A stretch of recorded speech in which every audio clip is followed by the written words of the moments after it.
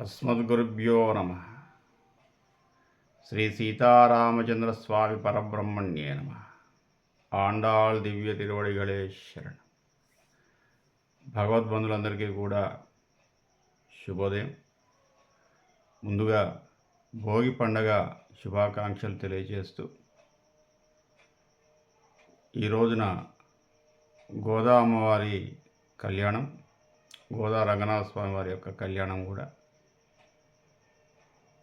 ఆ కళ్యాణాన్ని దర్శించుకొని కృతార్థులు కావాల్సిందిగా కోరుకుంటూ, ఈ రోజున 30వ రోజులోకి వచ్చాము. 30వ పాశురం అనుసంధానం చేసుకుందాం. ఈ పాశురంలో వ్రత ఫలితాన్ని తెలియచేస్తూ, అదేవిధంగా ఉద్యాపన కూడా తెలియచేయడం జరిగింది అమ్మవారు. అదే విధంగాను చూద్దాం. మనం కూడా ఈ రోజున వ్రత పరిసమాప్తి చేసుకొని ఉద్యాపన చేసుకుందాం. కేవలం ఒక తులసి దళం లేదా తులసి మాల, పసుపు కుంకుమ అగరబత్తీలు, హారతి కర్పూరం, కొబ్బరికాయ, పొంగలి, ఈ రోజున పొంగలి ఆరగింపు చేసి మనం భుజించి మన పరివారానికి అందరికీ కూడా పొంగలి ప్రసాదాన్ని పంచినట్టయితే మనకు తప్పకుండా అమ్మవారి యొక్క కృప కలుగుతుంది. ఈ రోజున ఉద్యాపన ఏ విధంగా చేసుకుందామో చూద్దాం. ముందుగా నిత్య తనియన్లు ఏవైతే ఉన్నాయో, అంటే ఆచార్య తనియన్లు ఒక్కసారి అనుసంధానం చేసుకొని మనం పాశురాన్ని చెప్పుకుందాం. శ్రీశైలేశ దయాపాత్రం ధీభక్త్యాది గుణార్ణవం యతీంద్రప్రవణం వందే రమ్యజా మాతరం మునిం. లక్ష్మీనాథసమారంభాం నాదయామునమధ్యమాం అస్మదాచార్యపర్యంతాం వందే గురుపరంపరాం. యో నిత్యమచ్యుతపదాంబుజయుగ్మరుక్మ వ్యామోహతస్తదితరాణి తృణాయ మేనే. అస్మద్గురోర్భగవతోస్య దయైకసిన్ధో రామానుజస్య చరణౌ శరణం ప్రపద్యే. మాతాపితా యువతయాస్తనయా విభూతి సర్వం యదేవ నియమేన మదన్వయానాం. ఆద్యస్య న కులపతేర్వకులాభిరామం శ్రీమక్తదంగ్రియుగళం ప్రణమామి మూర్ధ్నా. భూతం సరస్య మహదాన్వయ భట్టనాద శ్రీభక్తిసార కులశేఖర యోగివాహాన్. భక్తాంగ్రేణు పరకాల యతీంద్ర మిశ్రాన్ శ్రీమత్పరాంకుశమునిం ప్రణతోస్మి నిత్యం. ఇవి ఆచార్య తనియన్లు అంటారు. ఈ రోజున మళ్ళీ నిత్య తనియాన్ని ఒకసారి అనుసంధానం చేసుకుని పాశురాన్ని చెప్పుకుందాం. నీలాదుంగస్తనగిరితడీ సుప్తముద్బోధ్య కృష్ణం పారార్జ్యం సంస్కృతిశతశిరసిద్ధమధ్యాపయంతి. సోచ్చిష్టాయాం సృజనిగళితం యా బలాత్కృత్య భుంక్తే. గోదాతస్యై నమ ఇదమిదం భూయయే వాస్తు భూయః. அன்னவயல் புதுவை ஆண்டாள் அரங்கருக்கு பன்னு திருப்பாவை பல்பதியம் இன்னிசையால் பாடிக் கொடுத்தால் நற்பா மாலை பூமாலை சூடி கொடுத்தாளை சொல்லு.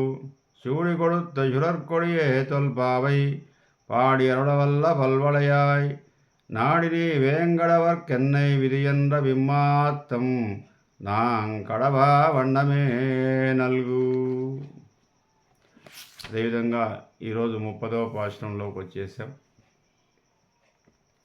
ధనుర్మాసం పరిసమాప్తి అయిపోయింది. ఈ రోజున అమ్మవారు స్వామివారిలో ఐక్యమైపోయింది ఈ పాశురంతో. స్వయంగా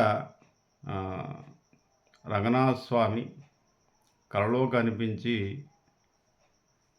శ్రీరంగంలోని పూజారులను పురమాయించాడట. శ్రీవిల్లిపుత్తూరుకు వెళ్ళి ఆండాళ్ళ అమ్మవారిని తీసుకుని రండి, వివాహం చేసుకోవాలి అని చెప్పేసి అన్నట. ఆ విషయాన్ని ఇక్కడ శ్రీవిల్లిపుత్తూరుకు పంపించారు వార్తాహరుల ద్వారా. అమ్మవారు రెడీ అయిపోయి, అదేవిధంగా భట్టనాథుడు విష్ణు చిత్తుల వారు కూడా రెడీ అయిపోయి అంగరంగ వైభవంగా అక్కడి నుంచి పల్లకిని పంపించారట శ్రీరంగం నుంచి అమ్మవారి కోసం. ఆ పల్లకిలో ఎక్కేసి శ్రీవిల్లిపుత్తూరు నుంచి శ్రీరంగానికి తీసుకువెళ్ళారు అమ్మవారిని. అక్కడ ఉన్నటువంటి పూజారులు, ప్రధాన అర్చకులు స్వామివారి యొక్క ఉత్సవ విగ్రహాన్ని పక్కన పెట్టేసి వివాహం జరిపించారు. వివాహానంతరము అమ్మవారు స్వామివారిలో ఐక్యమైపోయింది, అంతర్ధానమైపోయింది. ఆ రోజునే భోగి పండగ. భోగి రోజున అమ్మవారు స్వామివారిని వివాహం చేసుకుంది కాబట్టి ప్రతి భోగి పండగ రోజున గోదా రంగనాథ స్వామి కళ్యాణం చేయడం అనేది వైష్ణవ దేవాలయాల్లో ఆనవాయితీగా వస్తుంది. ఈరోజు భాషణంలో మనం వ్రత ఉద్యాపన గురించి తెలుసుకుందాం, వ్రత విశేషాన్ని తెలుసుకుందాం. வங்கக்கடல் கடைந்த மாதவனை கேசவனை திங்கள் திருமுகத்து செய்யீர் சென்னிறைஞ்சி அங்கப்பறை கொண்டவாத்தை அனுப்புதுவை பைங்களத்தன் பெரியன் பட்டர் பிரான் கோதை சொன்னா செங்கத்தமிழ் மாலை 30 தப்பாமே இங்கு இப்பரிசுரைப்பார் 2 மால்வரை தோல் செங்கல் திருமகத்துச் செல்வத் திருமாலால் எங்கும் திருவருள் பெத்து இரும்பரெம்பாவாய். வங்கக்கடல் கடைந்த మాధవனை కేశవனை. క్షీరసాగరాన్ని, అనేక పర్వతాలు గల క్షీరసాగరాన్ని మదించి లక్ష్మీదేవిని పొందారు స్వామి. అమృతాన్ని తీయడం అనేది ఒక ప్రధాన విషయమే, కానీ అది లోకుల కోసం. కానీ స్వామి ఏం చేశాట, శ్రీ మహావిష్ణువు లక్ష్మీదేవి కోసమే క్షీరసాగర మదనాన్ని గావించాడు. అంటే స్వామియే భక్తుల దగ్గరికి వచ్చేసి భక్తుల్ని పొందటం అనేది ఆయనకి ఇష్టమైనవన్నీ ఆయనే స్వయంగా వచ్చేసి పొందుతాడు. ప్రపంచంలో ఎక్కడా కూడా వరుడు వధువు కోసమే వెళ్ళాలి, వధువుని వెతుక్కుంటూ వరుడు వెళ్ళాలి. వధువే స్వయంగా వరించదు, వరించేటట్లుగా ప్రవర్తిస్తుంది అంతే. ఎవరైనా అబ్బాయి ఇష్టం ఉన్నట్టయితే అమ్మాయి స్వయంగా వెళ్ళి నువ్వు ఇష్టమని చెప్పడానికి వీల్లేదు. అది వేద సంస్కారం కాదట, ఎక్కడ మనకు అట్లా చెప్పబడలే. ఒకవేళ ఇష్టం ఉన్నా తనను ఇష్టపడే విధంగా చేసుకోవడమే స్త్రీ యొక్క కర్తవ్యం. అట్లాగే స్వయంగా వెళ్ళి నువ్వు ఇష్టం బాబు నన్ను పెళ్లి చేసుకొనడానికి వీల్లేదట. పురుషుడు అనవచ్చు. ఎంతసేపు పురుషుడు స్త్రీని సాధించడంలో ప్రయత్నం చేస్తుంటాడు. ప్రయత్నం అంతా కూడా పురుషుడిదే. వరించడం ఆమె ధర్మం, వరిస్తుంది కాబట్టి వధువు. కానీ వధువుని వెతుక్కుంటూ వెళ్ళడమే సాంప్రదాయం. వరుణ్ణి వెతుక్కుంటూ అమ్మాయి వచ్చేసి నువ్వు ఇష్టపడ్డాను నిన్ను అని చెప్పడానికి వీల్లేదట మన సంస్కృతిలో. అందుకే ద్రౌపదీదేవిని వెతుక్కుంటూ వెళ్ళి మత్స్యయంత్రాన్ని ఛేదించి సాధించాడు. అంతకుముందే అర్జునుడు అంటే ఇష్టమే ద్రౌపదికి, కానీ ఎప్పుడూ కూడా ఆ విషయాన్ని వ్యక్తం చేయలేదు. రుక్మిణీదేవికి శ్రీకృష్ణ పరమాత్మ ఇష్టమే, కానీ శ్రీకృష్ణుడే స్వయంగా వెళ్ళి ఎప్పుడూ ఆ విషయం చెప్పలేదు. నువ్వంటే ఇష్టం స్వామి, నన్ను వచ్చి తీసుకువెళ్ళని చెప్పేసి అనలేదు. శ్రీకృష్ణుడే తన కోసం వచ్చి తీసుకువెళ్ళే విధంగా చేసింది. అదేవిధంగా సీతమ్మ వారికి రాముడు అంటే ఇష్టమే, కానీ ఎప్పుడు ఆ విషయాన్ని ప్రస్తావించలేదు. రాముడే స్వయంగా తన స్వయంవరానికి వచ్చేసి శివధనుస్సును విరిచి తనను చేపట్టాడు. ఆ విధంగా పురుషుణ్ణి సాధించటమే, ఎప్పుడూ తన మనసులో మాట చెప్పడానికి వీల్లేదట. అంటే వివాహానికి ముందే ఫలాని పురుషుడంటే నాకు చాలా ఇష్టము అని చెప్పడానికి వీల్లేదు. అది సంస్కారము కాదు, సాంప్రదాయము కాదు అని చెప్పేసి మన పెద్దలు చెబుతారు. అట్లాగే లక్ష్మీదేవిని స్వయంగా పొందాడు క్షీరసాగర మదనంలో. లక్ష్మీదేవిని పొందటమే ప్రధాన ఆశయం, ఆయన ఆంతరంగిక కోరిక అది. అమృతం కోసం అనేది అందరికీ తెలిసినటువంటి విషయం. అట్లాగే ఇక్కడ గోపికా స్త్రీలు వర్షం కోసం వ్రతం చేస్తున్నారు, ఇది అందరికీ తెలిసిన విషయం. కానీ ఆంతరంగిక విషయం ఏమిటంటే స్వామిని దర్శించడం, స్వామిని ఐక్యం కావటం, స్వామి సన్నిధిలో ఉండటం, స్వామికి దాస్యం చేయటం, పాదసేవ చేయటం. ఇది వాళ్ళ ఆంతరంగికమైనటువంటి, అది నెరవేరింది. ఈ 30 రోజుల వ్రతంలో అది నెరవేరింది. కాబట్టి వ్రత ఫలితాన్ని పొందారు. అటువంటి స్వామి అంగప్పరై కొండవాత్తై అనుపుదువై, జగత్తుకు అంతటికీ కూడా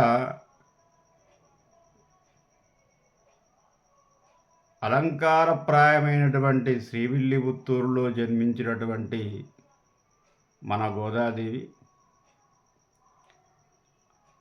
ఆ యొక్క తామర పూసల దండ వేసుకున్నటువంటి భటనాథుని యొక్క కుమార్తె అయినటువంటి గోదాదేవి ఈ 30 పాశురాలని మాలగా తయారు చేసి రంగనాథ స్వామి వారికి సమర్పించింది. తద్వారా ఆ వ్రతము పరిసమాప్తమై స్వామిని వివాహం చేసుకోవడం జరిగింది. అదేవిధంగా లోకంలో ఉన్నటువంటి అందరూ కూడా తమ కోరికలు మన్నింపబడడానికి ఏవే కోరికలైతే ఉంటాయో మనకు అన్ని సమస్తమైనటువంటి కోరికలు ఈడేర్చగల వ్రతం ఏదైతే ఉందో అది తిరుప్పావై. ఈ వ్రతం మనం ఆచరించవలసిన అవసరం లేదు. ఈ 30 పాశురాలు చదివితే చాలట. ఒక్కసారి స్వామివారి ముందు కూర్చొని ఈ 30 పాశురాలు గనక మనం చదివినట్టయితే సమస్తమైనటువంటి కోరికలన్నీ కూడా ఇంగో ఇప్పరి శురైప్పార్. ఈ సంసారంలో అనేకమైనటువంటి కష్టాలు ఉంటాయి, అనేకమైనటువంటి సవాళ్ళు ఉంటాయి, అనేక కన్నీళ్ళు ఉంటాయి, అనేక బాధలు ఉంటాయి. ఇవన్నిటి కూడా ఈ ఈతి బాధలన్నీ కూడా తొలగించబడాలంటే స్వామియే శరణ్యము, ఆధ్యాత్మిక చింతనయే శరణ్యము. అట్టి సమయంలో ఈ 30 పాశురాలు గనక అనుసంధానం చేసి ఒక్కసారి స్వామి సన్నిధిలో కూర్చొని పాడితే, చదివితే మనకు గల సమస్తమైనటువంటి కోరికలు మన్నింపబడతాయి, కష్టాలు తీరుతాయి, అనేకమైనటువంటి విషయాలలో విజయాన్ని సాధిస్తామని చెప్పేసి ఉద్యాపనగా చెప్పబడింది. ఈ 2 మాల్ వరైతోల్వల్ శంగల్ తిరుమగత్తు. ఆ విధంగా అనుసంధానం చేసినట్టయితే శంగల్ తిరుమగత్తు వాత్సల్యముచే, ప్రేమచే స్వామి మనల్ని అనుగ్రహించి మనకు సాటి లేనటువంటి ఆనందాన్ని ఇస్తాడు ఆ రంగనాథ స్వామి. అదేవిధంగా వెంకటేశ్వర స్వామి, ఆ శ్రీరామచంద్రుడు, ఆ లక్ష్మీ నరసింహస్వామి, ఆ వామనావతారంలో ఉన్నటువంటి వామనుడు, ఒకరేమిటి దశావతారాలు ఉన్నాయి స్వామికి. కాబట్టి ఏ అవతారంలో ఉన్నటువంటి ఆ నారాయణ స్వామిని మనం దర్శించినా, కీర్తించినా, ఈ 30 పాశురాలు ఒక్కసారి ఆయన ముందు అనుసంధానం చేసిన మనకన్ని కష్టాలు తొలగిపోయి అమితమైనటువంటి బ్రహ్మానందాన్ని ఇస్తాడు స్వామి అని చెప్పేసి మనకి ఈ పాశురంలో చెప్పబడింది. ఒక్కసారి మనం స్వామివారికి నమస్కారం చేసుకొని ఈ యొక్క పాశురాన్ని 2 సార్లు అనుసంధానం చేసి హారతి ఇచ్చినట్టయితే మన దేవుడి గూట్లో ఉన్నటువంటి ఏ స్వామికైనా, వెంకటేశ్వర స్వామి కానీ, రంగనాథ స్వామి కానీ, లక్ష్మీ నరసింహస్వామి కానీ, రాముల వారు కానీ, ఏ స్వామి ఉన్నా కూడా ఆ స్వామికి మంగళహారతిని వెలిగించి ఇస్తూ మంగళాశాసనాన్ని మనం ఈ రోజున స్వామికి అనుసంధానం చేసి పరిసమాప్తం చేసుకుందాం. హారతి వెలిగించి గంట కొడుతూ లక్ష్మీచరణలాక్షాంగా సాక్షి శ్రీవత్సవక్షసే క్షేమంకరాయ సర్వేషాం శ్రీరంగేశాయ మంగళం. శ్రియక్కాంతాయ కళ్యాణానిధయే నిధయేర్ధిరాం శ్రీవేంకటనివాసాయ శ్రీనివాసాయ మంగళం. అస్తు శ్రీస్థరకస్తూరీ వాసనావాసితోరసే శ్రీహస్తిగిరినాథాయ దేవరాజాయ మంగళం. కమలాకుచకస్తూరీ కర్దమాంకితవక్షసే యాదవాద్రినివాసాయ సంపత్పుత్రాయ మంగళం. నీలాచలనివాసాయ నిత్యాయ పరమాత్మనే సుభద్రా ప్రాణనాదాయ జగన్నాథాయ మంగళం. సోచ్చిష్టమాలికా బంధగంధబంధురజిష్ణవే విష్ణుచిత్తతనూజాయై గోదాయై నిత్యమంగళం. శ్రీనగర్యాం మహాపూర్యాం తామ్రపర్ణ్యుత్తరీతటే శ్రీదింద్రిణీ మూలధామ్నే షడ్గోపాయ మంగళం. శేషో వా సైన్యనాథో వా శ్రీపతిర్వేతి సాత్వికైః వితర్కాయ మహాప్రాజ్ఞై భాష్యకారాయ మంగళం. తులామూలావతీర్ణాయ తోషితాఖిలసూరయే సౌమ్యజా మాతృమునయే శేషాంశాయాస్తు మంగళం. మంగళాశాసనపరైః మదాచార్యపురోగమైః సర్వేచ్చ పూర్వైరాచార్యైః సత్కృతాయాస్తు మంగళం.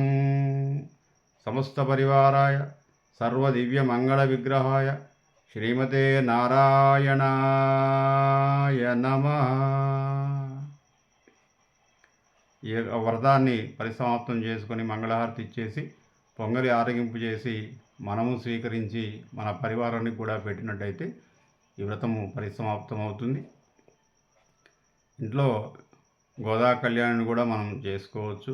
లేదా చుట్టుపక్కల ఎక్కడైనా గోదా కళ్యాణం జరుగుతుంటే దర్శించి అమ్మవారి ఆశీర్వచనాలు తీసుకోండి. అదేవిధంగా ఎక్కడ కూడా మన చుట్టుపక్కల లేని సమయంలో టీటీడీ వాళ్ళు టీటీడీ ఛానల్ ఏదైతే ఉందో భక్తి ఛానల్లో అన్ని ఛానల్లో కూడా తిరుపతి నుంచి లైవ్ ఇస్తున్నారు కళ్యాణాన్ని. అదేవిధంగా భద్రాచలం నుంచి కూడా ఈసారి లైవ్ వస్తుంది. అన్ని భక్తి ఛానల్లో అమ్మవారి స్వామివారి యొక్క కళ్యాణాన్ని దర్శించి కృతార్థులు కావాల్సిందిగా కోరుకుంటూ మళ్ళీ మనం విష్ణు సహస్రనామాన్ని మళ్ళీ పునఃప్రారంభం చేసుకుందాం. ఒక 4-5 రోజుల తర్వాత మళ్ళీ మన ఛానల్ ప్రారంభమవుతుంది. ఈ 30 రోజులు కూడా నన్ను ఆదరించినటువంటి అందరికీ కూడా నా పరివారము, నా భక్తులు, నా విద్యార్థులు, నా బంధువులు, నా శ్రేయోభిలాషులు అందరూ కూడా చాలా ప్రోత్సాహాన్ని ఇచ్చారు. కొంతమంది పెద్దలు వారి మంగళాశాసనాలను తెలియజేశారు. వాళ్ళ యొక్క ప్రోత్సాహంతో మీ యొక్క ఆదరణతో ఈ 30 పాశురాలు చెప్పే ప్రయత్నం చేశాను. కేవలం నాది చిన్న ప్రయత్నం మాత్రమే. నాకన్నా గొప్ప గొప్ప గురువుగారులు ఉన్నారు. ఏ ఛానల్ ఓపెన్ చేసినా కూడా అత్యంత ప్రతిభావంతమైనటువంటి వ్యాఖ్యానం ఇచ్చారు. కేవలం నాది చిన్న ప్రయత్నం మాత్రమే.